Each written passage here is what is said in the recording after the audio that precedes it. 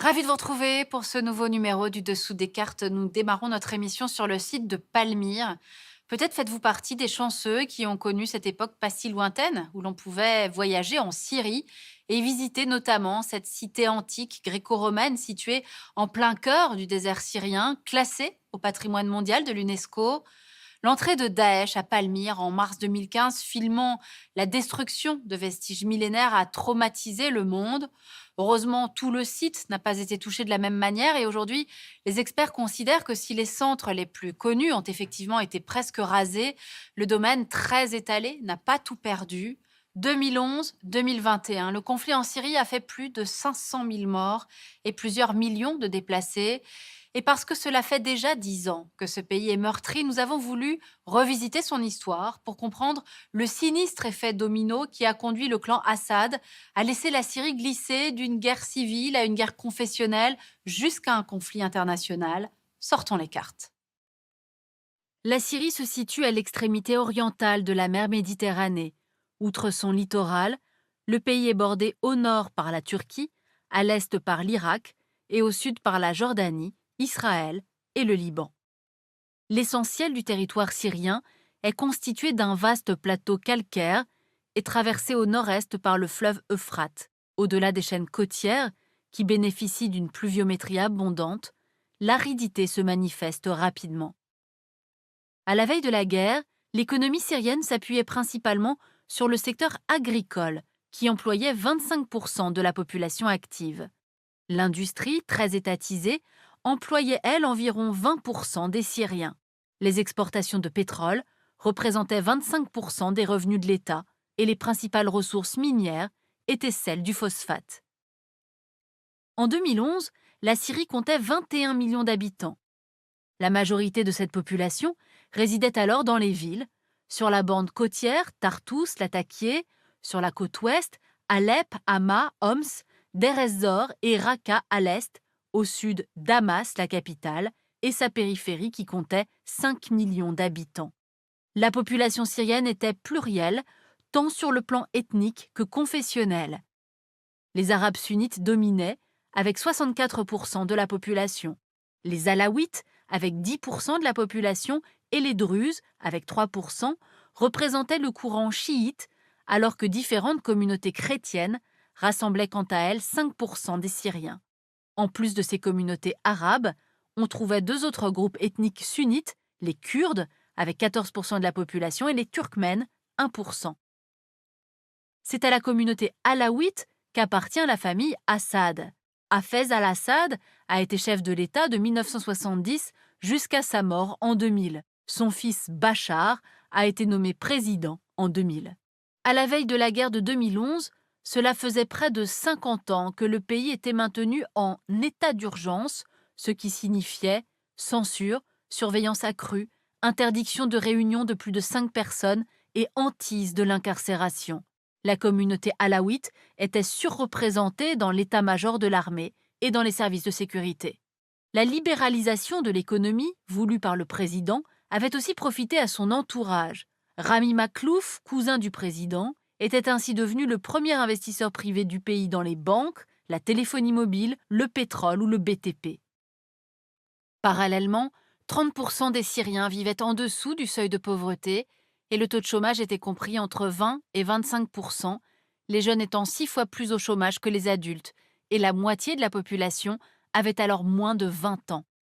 Enfin, toujours en 2011, une sécheresse touchait le pays depuis 5 ans, les prix s'envolaient et 1,5 million de personnes avaient rejoint les périphéries des villes. On l'aura compris, en cette année 2011, toutes les conditions sont réunies pour une explosion sociale qui va se transformer en guerre civile, puis en guerre confessionnelle pour finalement s'internationaliser. C'est ce qu'on va voir maintenant. Alors commençons par regarder comment un soulèvement populaire s'est transformé en guerre civile. Au début de l'année 2011, ce sont les printemps arabes. Tunisie, Égypte, Libye, puis la contestation atteint la Syrie. À Deraa, petite ville agricole du sud du pays, de jeunes collégiens taguent « Le peuple veut la chute du régime ». Ils sont arrêtés et torturés par les services de sécurité. En réaction, les manifestations s'étendent dans tout le pays.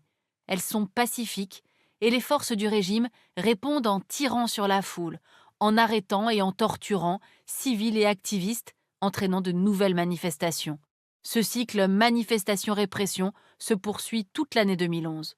Le 31 juillet, via une vidéo depuis la Turquie, l'armée syrienne libre est créée par des militaires déserteurs qui refusent de tirer sur le peuple. À l'été 2012, les brigades de cette armée syrienne libre s'emparent des quartiers populaires d'Alep, deuxième ville du pays.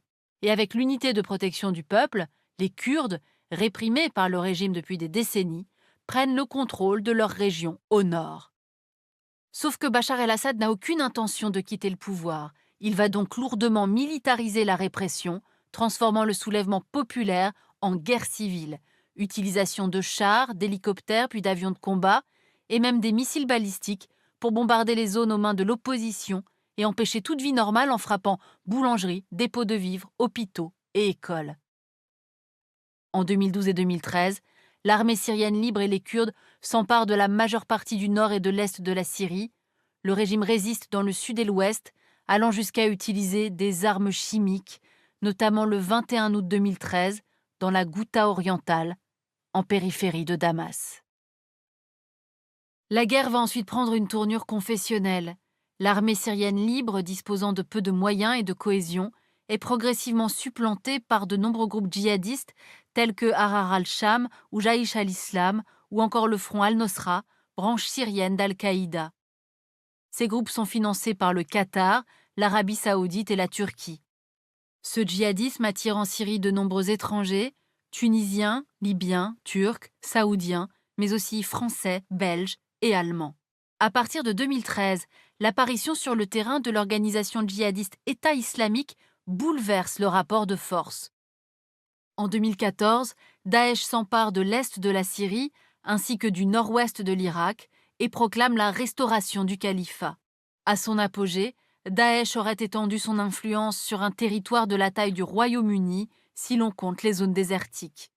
Daesh se projette aussi à travers le monde en revendiquant des actions terroristes, notamment en France et en Belgique. Commence alors l'internationalisation du conflit. À partir de septembre 2014, une coalition se forme contre Daesh. Dirigée par les États-Unis, elle rassemble entre autres les principales armées européennes, l'Australie, le Canada, l'Arabie saoudite, la Jordanie, le Qatar, Bahreïn et les Émirats. Elle mène plus de 4000 frappes en Syrie entre 2014 et 2016. La coalition s'appuie au sol sur les unités de protection du peuple kurde, les Kurdes qui remportent une première victoire à Kobané en janvier 2015, puis en octobre 2017 font chuter Raqqa, que Daesh considère comme sa capitale syrienne. La Russie, de son côté, constituait un soutien à Bachar el-Assad à l'ONU en opposant des vétos systématiques à toute velléité d'intervention internationale. Et à partir de septembre 2015, la Russie constitue sa propre coalition avec le Hezbollah libanais et l'Iran, officiellement pour lutter contre Daesh. Mais en bombardant entre autres Alep, la Ghouta orientale près de Damas ou Deraa, Poutine permet surtout aux troupes gouvernementales de reprendre ces zones clés alors que le régime menaçait de tomber. La Turquie est un autre acteur clé du conflit. En fermant les yeux sur ses 822 km de frontière avec la Syrie, elle va permettre l'acheminement de matériel militaire et de milliers de djihadistes vers les zones de guerre. Après avoir soutenu l'armée syrienne libre, Erdogan intervient militairement en Syrie suite à son rapprochement avec la Russie. Officiellement contre Daesh, mais il s'agit surtout de neutraliser la présence kurde. En effet, les Kurdes ont proclamé une région fédérale et Erdogan veut les empêcher de réaliser une région autonome le long de la frontière. En 2018, l'enclave d'Afrine est reconquise et en 2019, le retrait des troupes américaines voulu par Donald Trump permet une nouvelle offensive turque. Résultat, en avril 2020, les forces du régime de Bachar el-Assad et ses alliés contrôlent plus de la moitié du territoire. 2011-2021, après 10 ans, la guerre n'est toujours pas terminée.